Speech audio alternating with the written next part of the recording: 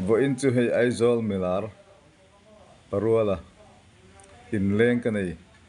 Baptist Center Falkland alo lenga menon tla wang mai he afel zia hi atlang wal khop mai kan sar hi ya ani tan chon pathian rin awang aniang eng ma om zia nei lo thina tur po in sela om zia nei lo an ti khan a ani a hi chon hi alang ring to tha Speaker James ate ang may ka ganito. Oh, speaker James ate ang may ka ani lo ani che. Ada kop mai. Ring tu piang thar dikta kani hei. Sa dutur te kain engtin ma kom lo ti mai no. Oh. Ani ka tu engzang e poisa te poka. Ani come on noi engzat ngia don ka. Tang wal khop mai he parwala hi a fak om hi ka ti khop mai hi. Lung lei ka lo zin nu na min lo duat biang chu. Nia lung lei lo zin huna ka duat don lutuk che. An duat dia lang che. Chơi at te kan song. A duat kok ka. Cái karon zin ve huna chon min lo duat lo vat chonin. Nia. Ka duat. Ka ti viral mol po ang. No. Ka duat don lutuk che. Chu ni mai.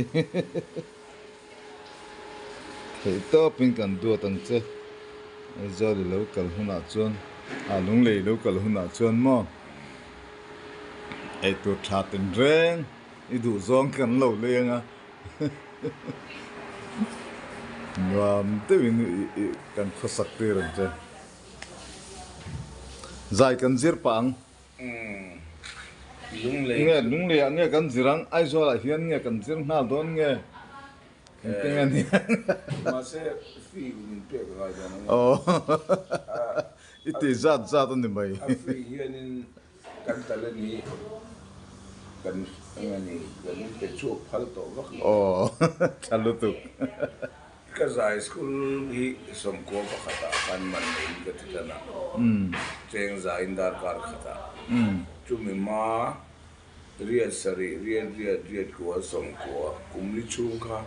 A pe local ro ka tia ka sikul ba na mo. Za to in English medium an ka thak chi na. Kami ba na khanin a pe local ro ka tia. Chuan zai je nai Zirtiri zon na tling don na ikatia. So jang chonin man ka ti sang ve tel tela. Do na chon khata sang lu langa ni la to. Atam lo chu chung tu chu. Na khu tan chon nang ni tan chon tam lo ve. Aizawl mi ho satan phe chon atau lo re. Ke tan chon tam tham ka tia. Masa nang ni tan chonin nu pa so kar zem tan chon tam lo ve. Ani parwal tu nang hian zirlai ang zat ngei na yang. Ga tu na di chonin ka nga lo pasari ve le Achan chu inga July lao kala ve vak ngai lo music school ang ni lo mo zai Oh. ka shok lo kan sa to kan tem ni ti chuan no ya zai pui reng hin ngai sia Ya. ha to na ko ka July po ni le lo long lei patlang hol lo zin mai zai min zir tiro kan zirang in tinga dengan lo du lo tai la parwal tu indu tu mi ti si na Tilawang kay chuan lo kamin bur pun le kay chuan ka sai chedon lo reng che.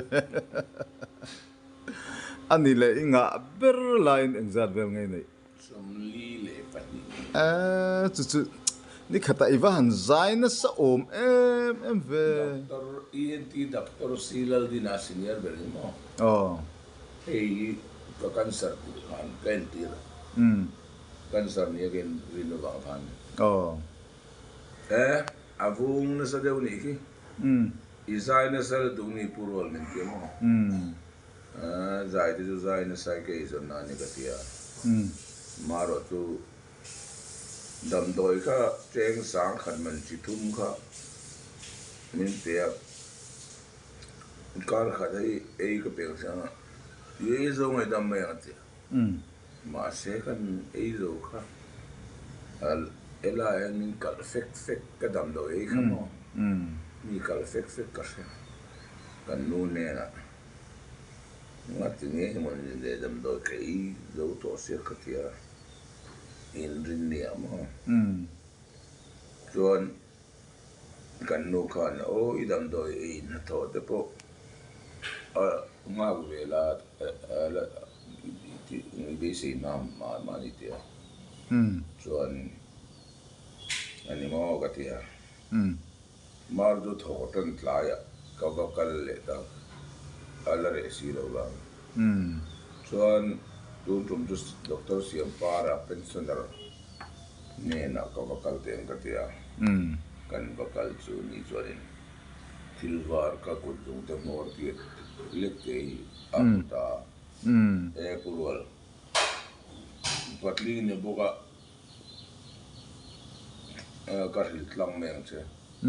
iso ka yan til dum lo do mi khwal o ma ti mo ani mo ka ti chuan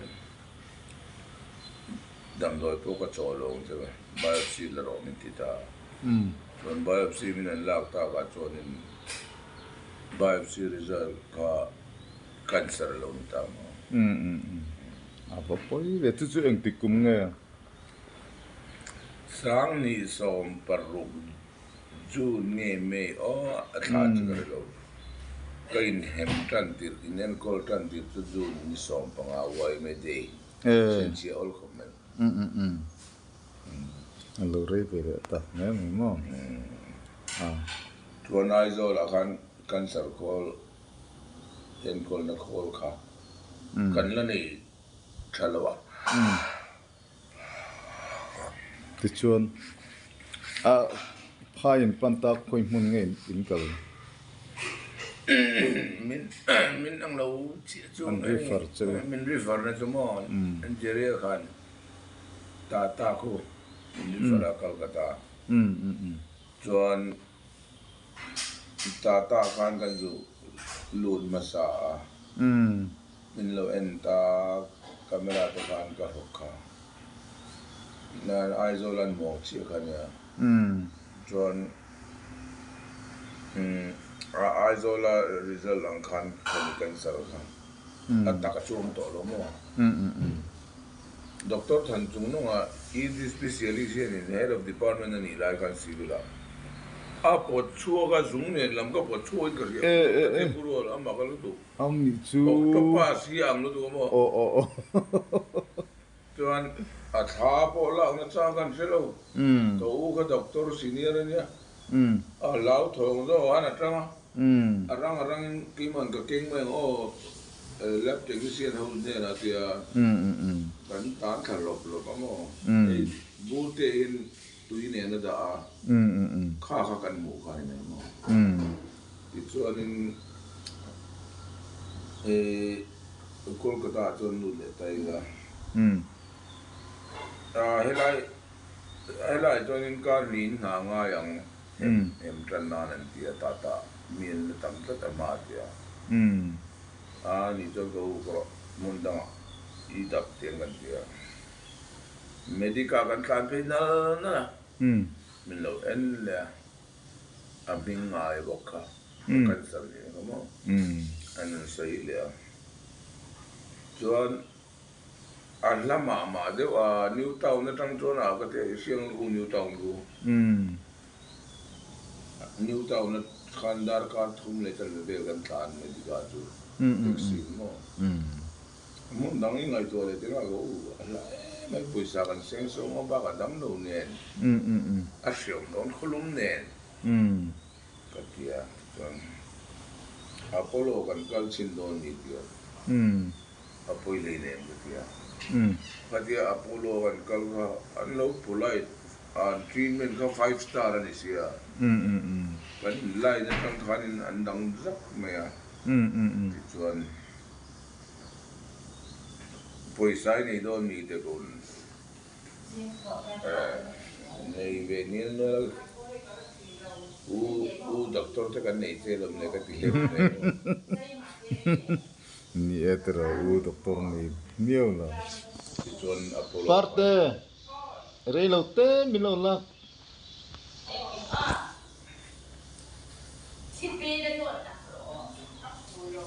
chuan atu ka khan atui le mai in pui sen ru atui kal kale sen chi rau rau atui e sen chi cái nào最多些甜的， thiam lawang 啊，蛮有什么？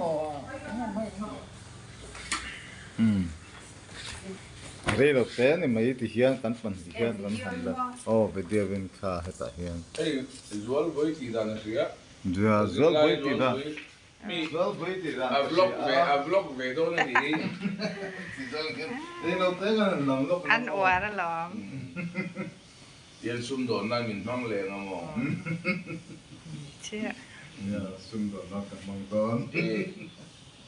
ti tonin apollo tonin atu luai me de jun wai jun som panga ton min hem tan tamo tuan July topa ban zo mo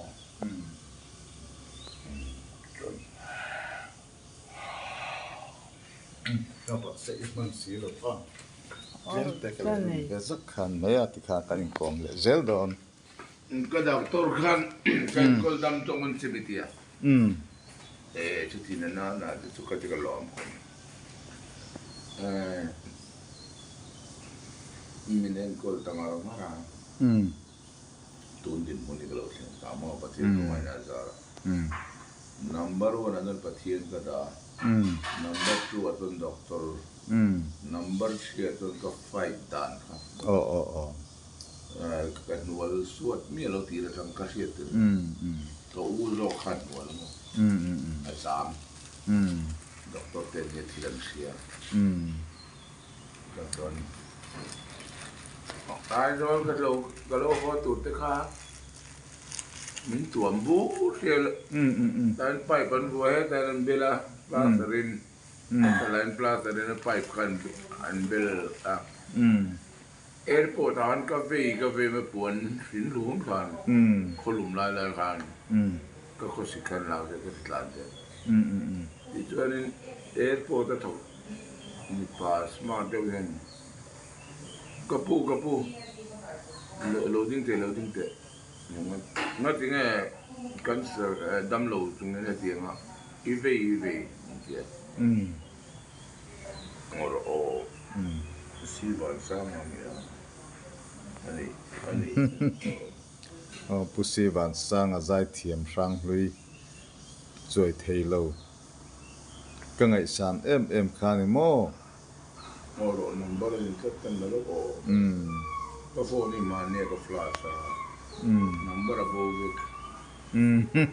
va poi ve oh thak deให้เข้าหูจุกกันติดกันเซลได้นะติดกันเซลคุยว่าไอ้ตัวก็เล่นแต่ก็ตัวจะมากันติดกัน oh janga man in lo te tila karon lam nga lang ole aman tui pe tu ne o ma seที่ไปเที่ยว kam ding ka ji pe lo ka fo na ngo ke tu kan nu ka ngam si lo waที่ไปทำบริษัท kan ai kan nu na ji pe ken ka ji pe lo kan nu la mu kan nu tu kala mu tir oh wala nei tu na fok le na oh fok le na puma ki ma lung le rai thiam khai pm bot pe ai na ka le ga hey min vlog kan ini kanin dia na po loudspeaker ada alang pe don ni oh yeah I saw pain tu ki korbul chin de wa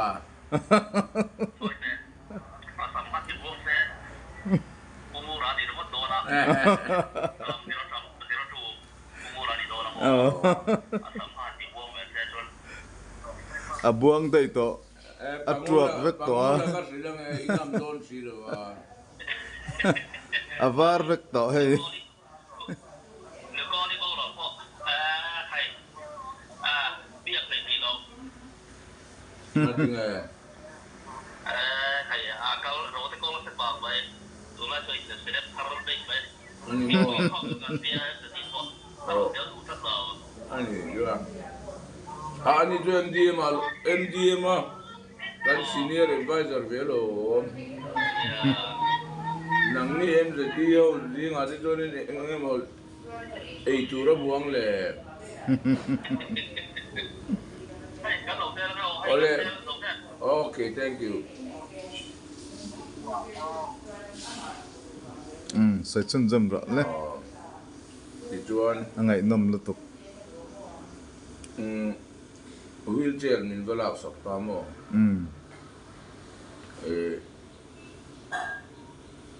nula khan di kona thok khan mo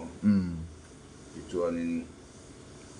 kona teng kan min nor ta mo chu Calcutta airport a ano if like certified to fly the certificate in India mo oni ketia so da kan mo ko ketia kami certificate kami telo don lo thok ti lo ni don ta ke tro dam lo tan khan ta khan ngai pui mo riang ke sia ti to Aizawl la kan no ko la kan ron teng che tu step za le som pariat kha chou ngal nang ma ni mi in step ne ndo in ul le ta min kayen tu ma mi zo pa ga ni patling ka ni kai ka ngai re lo ka ti ka chou tlang thak ma ke man ai pa ve shrim nom nang hi chu mo ani le phale zero ani le mok parwal ka zot mai meng che silonga hian engtir ngei om som le pali vel ni ti chonin tangwal ole sem kom boli tangin John Aizawl la ri ya ba lo so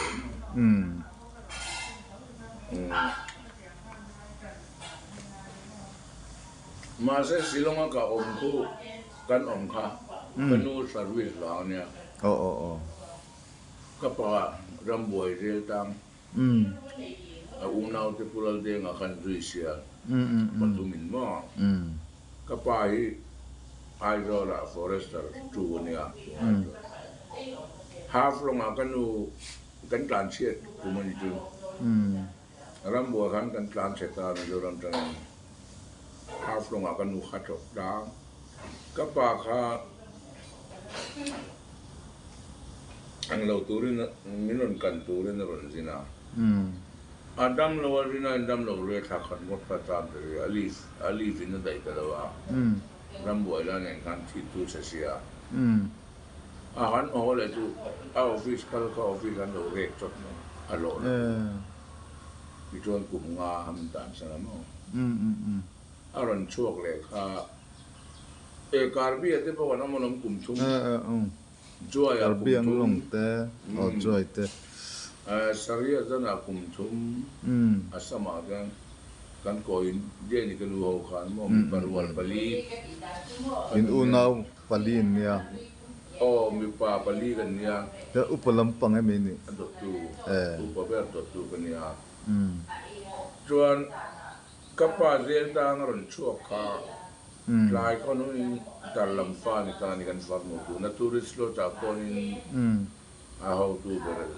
kolosi ta ko no mo jin jang kon kalula man backup ula jeni nia lo cha zu khen chir rup mai la tro jeni ngu tan ku mi ai mo ka ro la chen pa ka ni ti na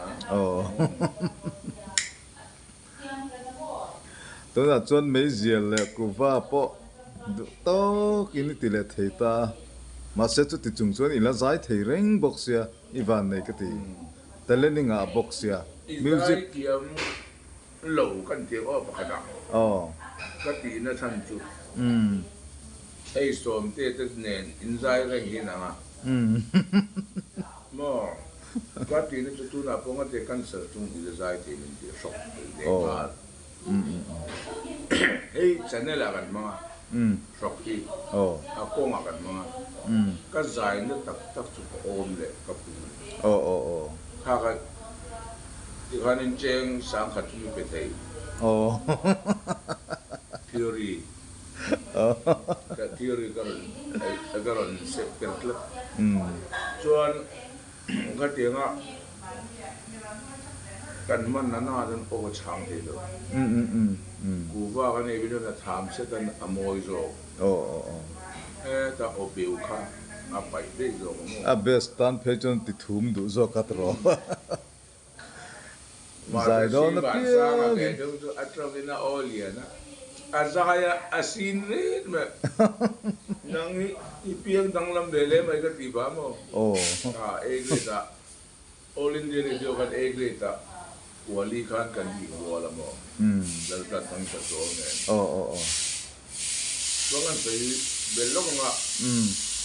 egreti ban la ruati te ho zong zong mi dang zong zong ka kai ni batum ti lo tu nominated egreta nya an nominate to oh kai ni ro tu merit kan ni kan school an thon tha kan exam oh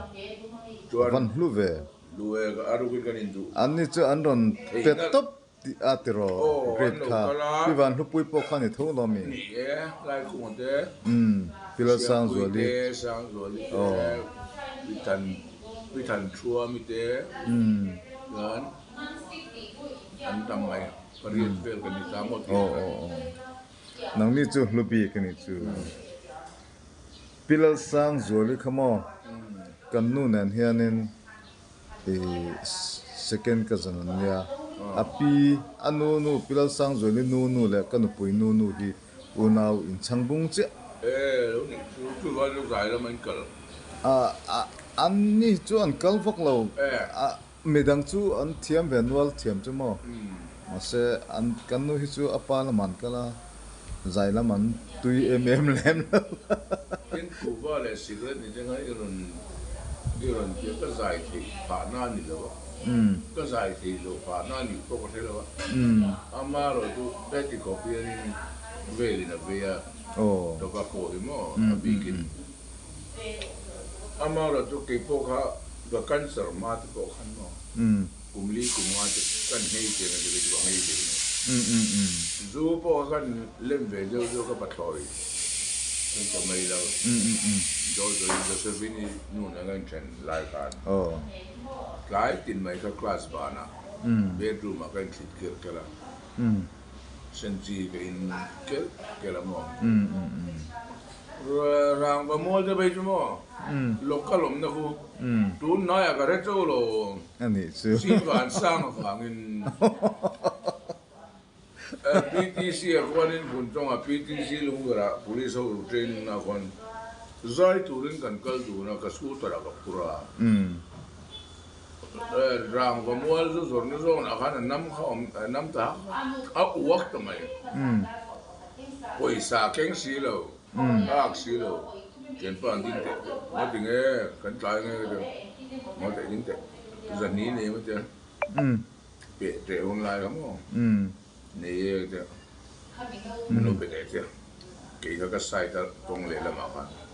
kong a cross a balloon no ka ba uak ka tu ra wak fa wak ma an pe a inaron re ta mo ala ron pa ya khuda zai do ne ina ala tile na oh ka tang khan rang ba mo li ka ya ro ani chu local an lo do thim ni ka mo in kom ngai viau ni mo ani le mo parol thil ka zot le lokong chenga tuna hianin zai thiam in hena tanga zir chuak ki engzat ngi om tong mania zia ka tu mai ka zia chua ka tu ma ka tum na chan kan sui tel bo ka nga a be bo mi om zel ne oh ka lap wo về hít thì mày cái thiếm lâu na tôi là quậy mi lá saka mi lung lên nè thế mi thà rau bò nè thế lâu vợ ấy vợ lâu vợ đồn xong cái thiếm vợ lâu practically khi mà cái tông inspiration cái thiếm là lung lên cái nia cái thiếm tu po lại sarmona vợ cái đêm Bible cái sira cái trong traya cái thiếm po na cái gì là cái thiếm cái trong lắp của cháu cái nia khang cái lắp của họ cái sông rồi đấy bằng ai lại luôn đi đâu mấy lắp của hắn tổ về lên lo patriotic song mo ram mo ai là đi đấy chú các công bài tôi nên hard copy cái này được đó vắt sao về chú muốn là tôi vẫn đang mang cái release này tôi nên tel quy tôi so mal chứ mà tel quy cái chắc lutuk chứ chú người ta cho nên imizona ha các cụ cho rong cả AR ground nghe đi cái tiếng và nó bảo họ đang lên đồn lo anh muốn ba tên nè varo pui về til ông ngay lo anh đi lấy mo alar zual alar rồi con số ati repair alar rồi LPS so cái này ati đi khai gan mo local channel RL2 thì cái sẽ phải sắp hết chưa lâu sẽ bắt đầu mình RL2 nên tiếng mo ram din moi bắt đầu phân giải phim đó là mà thani nên anh rồi gì lắm mo action luôn đấy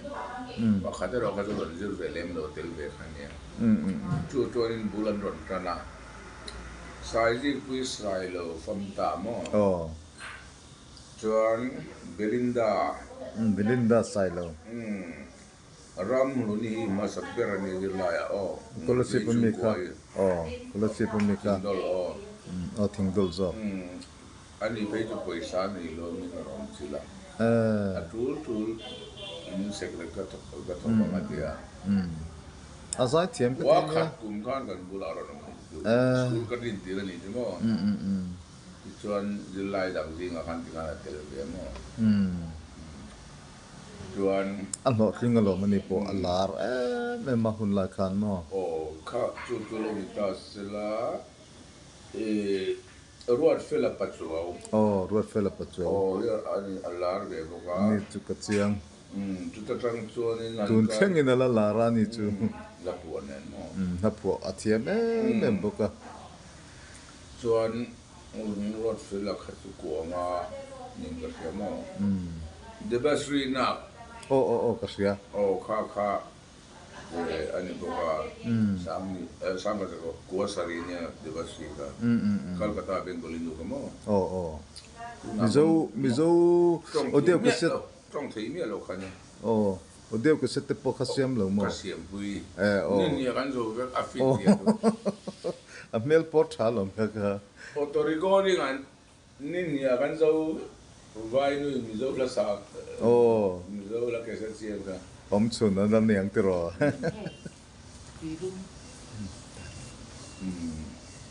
ti chuan ni kan zo ve ka mak ti ka lo tin marketing atonin abon beram commission ho bazar Zion Street ay siya siya khang ho ka mo apa ka sinan ron oma an mani to silchar an basement mo an basement chuan a office kongkar ko ta kanin klar pugod may ni commission ho a kesel lo ka chuan apa mang angkan ni ron ko ka deal man silo ka deal ka office staff ti tira mo silo ang tanong ka ba tutop memo commission ho ka lo dora chuan firosa ka gor khalipa ka kasi ka po sir vayanga ko blai di nen tira ko la tu ka firosa sa ita ka tuan mai to ka ita soma guitarist tribal power and guitarist master pamtamo ang ngaihnawm le mai sai choka chuan chumin deparsi le firosa ta Belinda ita long ita anh ta tôi cho cái sấy thì đó anh đợt khép bông ai cho nó chúng mình rồi ta mình sẽ đang làm live về thôi thì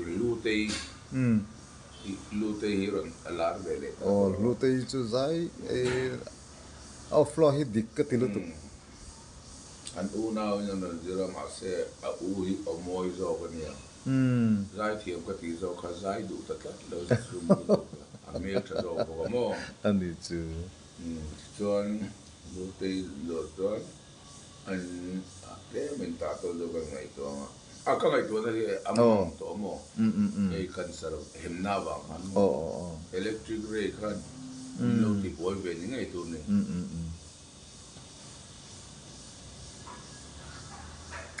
anh ấy đó iskariot này cái đó này cái chú phúc lên là cái lòng mẹ Puma khi mà giải thiểm này giải thiểm cái lỗ lông bắp tí sao đó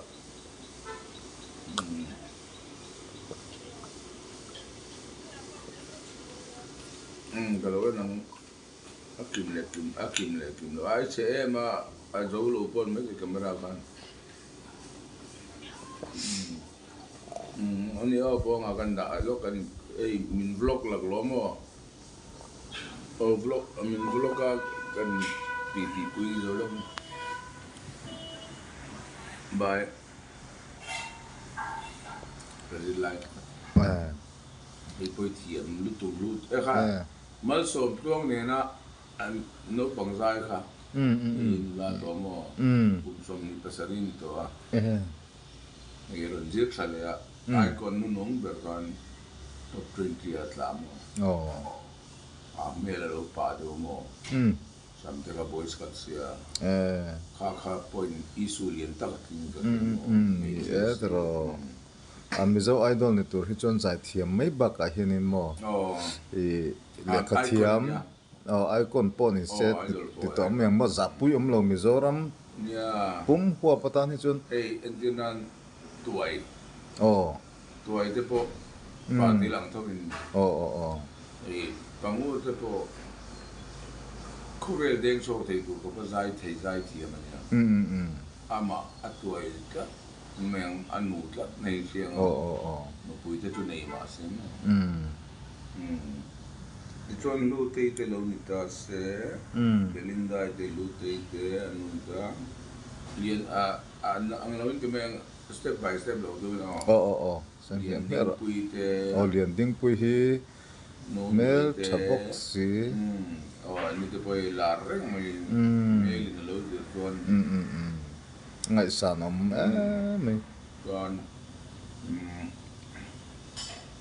nui te po hi hi mo po ni team sa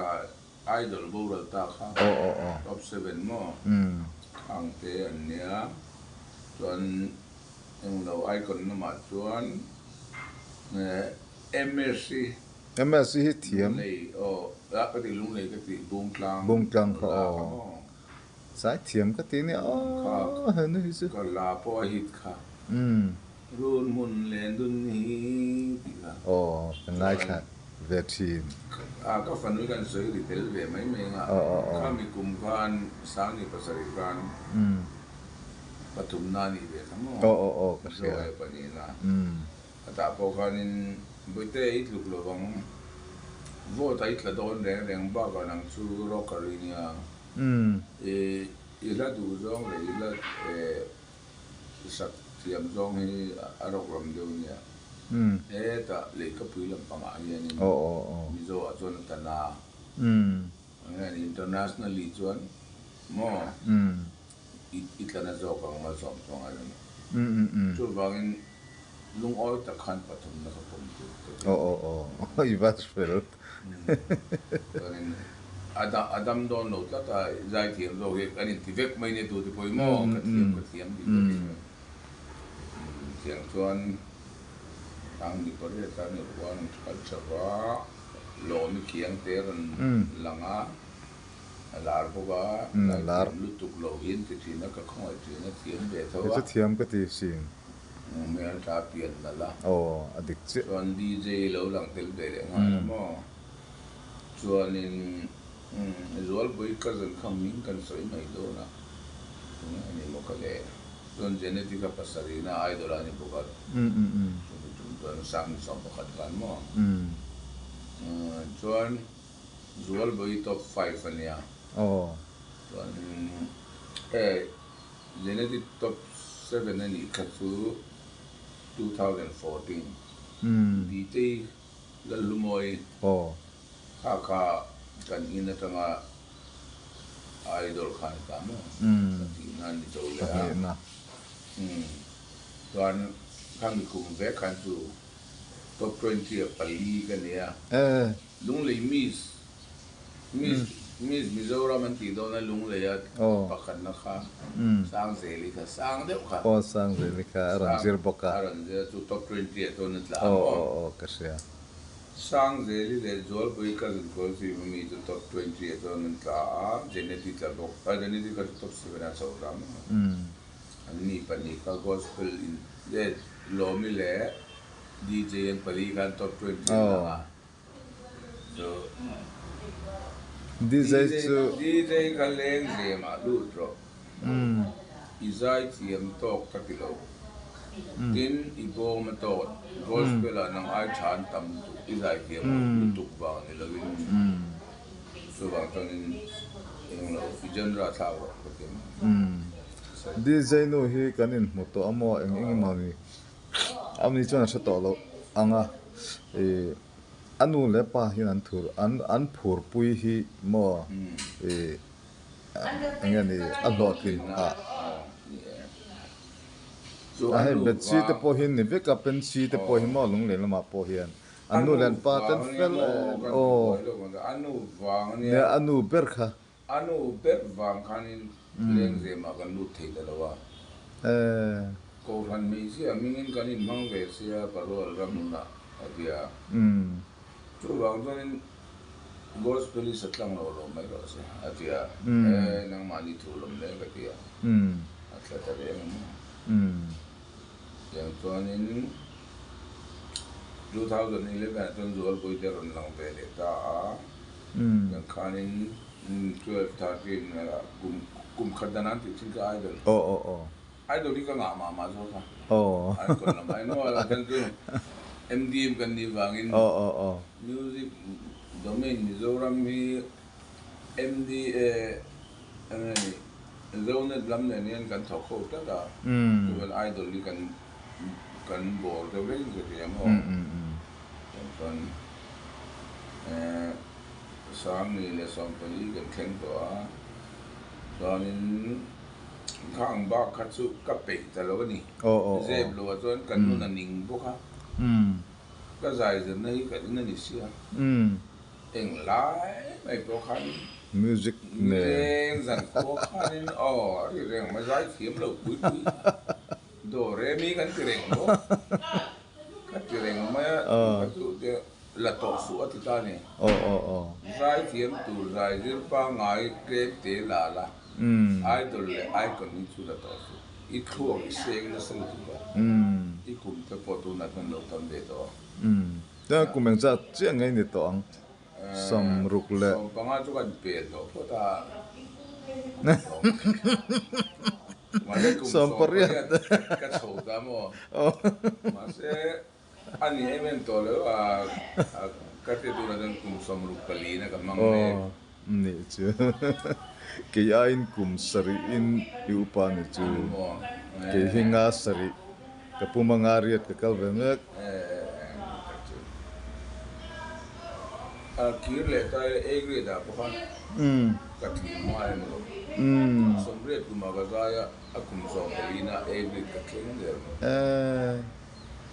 valia kolia ka chode chuan tu na hen great thi te si omle ta si lova omdon acting omdon nimin khanin ka len na son ben sanga ka student to I needs to cut low me ka kai to jin ka da sai da ri dona thorum zai thiam si tu na ngone mu ke dar li ka wo dei to ka te kian kai thoi chu chuan a lo soi mo lidia inia ala tan kunan elbi mo rep pui te ne kan mo chu chuan in ang radio nan upgradation an tilo te mo ange big grade nge big grade kati bi hai tu bi high tour bi hai tanga e te ponia bi hai tanga e tu hian tu soi chum jom le la radio tu wali tang khan vo in ni kum danga aveita bang wali sang ni peli kum som thum le e grade in na ting le re nia ting le to lo wa om le to lo him uvan nu ga top ranking an ting kha e to pan ting khan top grade an ting khan judge ani ve ta azu judge trin ni tin hian